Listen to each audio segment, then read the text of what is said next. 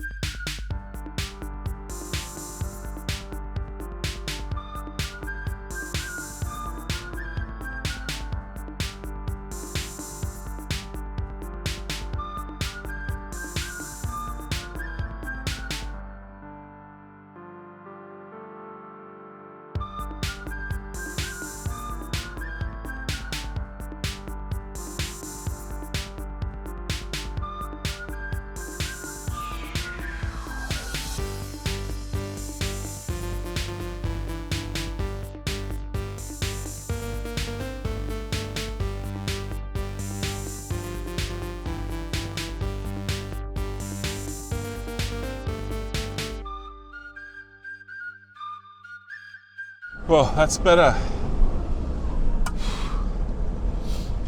Bit of cool air flowing through here. Coolish air. Warm air, to be honest. A bit better than nothing. Whoa, it's going to be hot waiting at sightings in this place.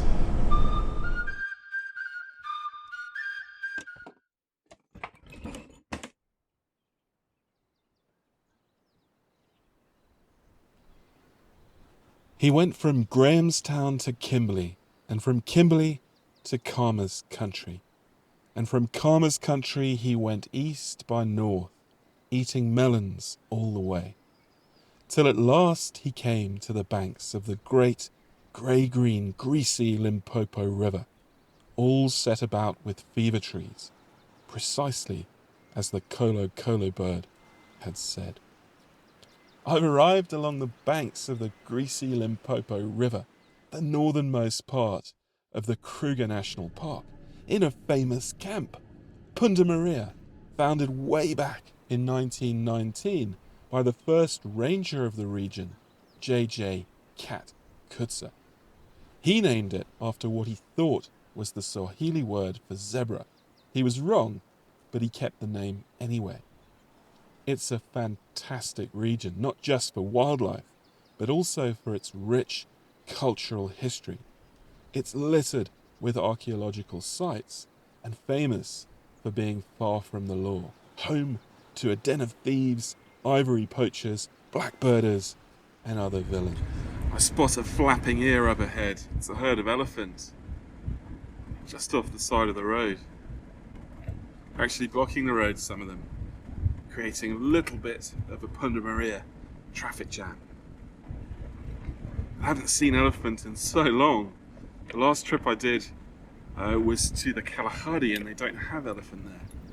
So it's really nice to see them.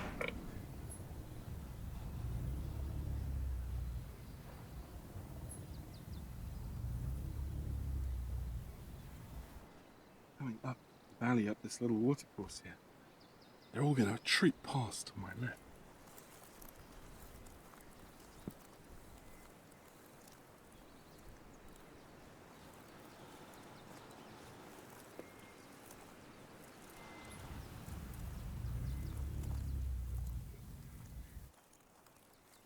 The matriarchs front and back, and the calves in the middle.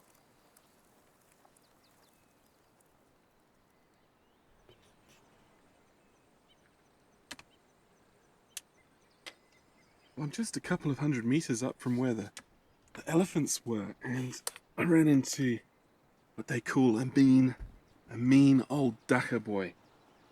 He's a mean old buffalo, And he had 2 yellow-billed oxpeckers on him, which are quite rare because they react badly to cattle dips, so a lot of them have died out as we've introduced cattle into South Africa. And he had an injury on his horn, and sadly I've only got photographs of him. I didn't have time to get a video, but what a beautiful specimen. He was too close to me, so I just got a quarter of his head just to show you his mean old eye. And then the oxpeckers standing on it, and that open wound. And I can still see elephants down there on my left. This whole valley is absolutely filled with big animals near the water. There's the kudu, looking beautiful in this light.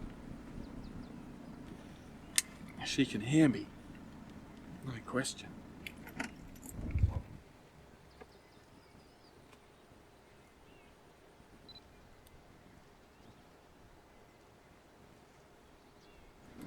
So I was just about to drive off from the kudu, and there's a beautiful nyala ram over on my right.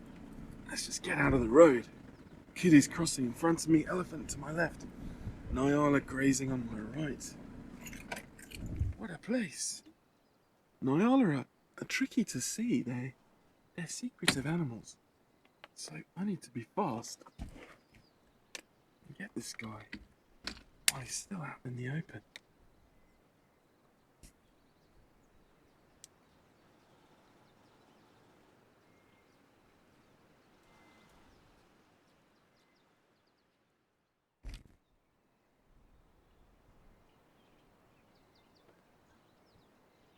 They blend in so well with their surroundings. They have that secretive behavior where they like to hide in thickets. But they're gorgeous. They've got lovely shaggy coats and wonderful markings, spots and stripes that always make very beautiful photographs. There's no way I'm going to get round this loop in 50 minutes. I'm going to have to turn around and head back soon, I reckon. Just too much going on here.